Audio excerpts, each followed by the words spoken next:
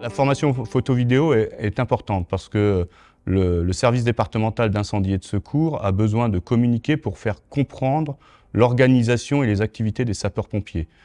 Beaucoup de gens ne connaissent pas l'organisation des sapeurs-pompiers ni de la sécurité civile au niveau national et l'importance de ces moyens.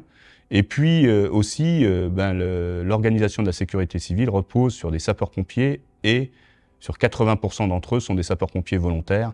Et chaque année, on a à peu près 8% de nos effectifs qui partent et il faut recruter pour remplacer ces sapeurs-pompiers volontaires.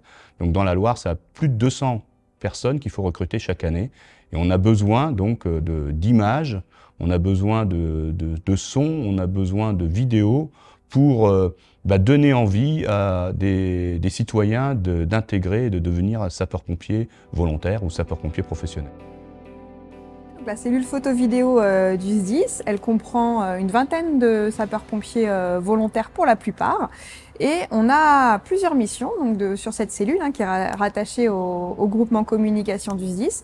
Donc cette cellule, ces photographes, ils vont aller à la fois sur les interventions pour documenter et obtenir un petit peu la mémoire du SDIS des interventions, à des fins de formation et de retour d'expérience également, pour améliorer nos pratiques avec ces reportages-là, mais aussi couvrir les événements institutionnels, la vie du SDIS, et les manœuvres, les exercices, les formations.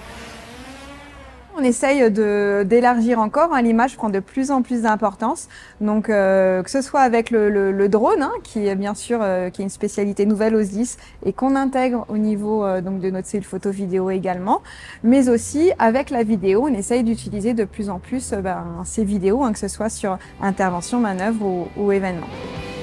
Le drone est vraiment vu comme un outil qu'on va mettre à disposition du COS, du commandant des opérations de secours, afin d'analyser sa zone d'intervention, aussi bien par du rapatriement d'images, mais aussi de l'imagerie thermique et des possibilités de calcul et de modélisation 3D de structures bâtimentaires, voire même de terrain.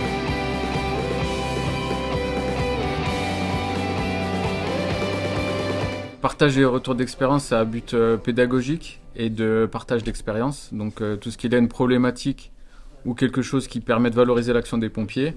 Du coup, on va partager à l'ensemble des sapeurs-pompiers des documents de référence qui pourront utiliser après à but de formation dans les centres de secours. Donc on a les partages d'expérience et les retours d'expérience.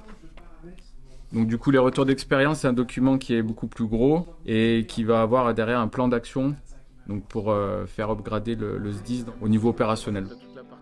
Moi je pensais pas que les photos pouvaient aller jusqu'à là en fait.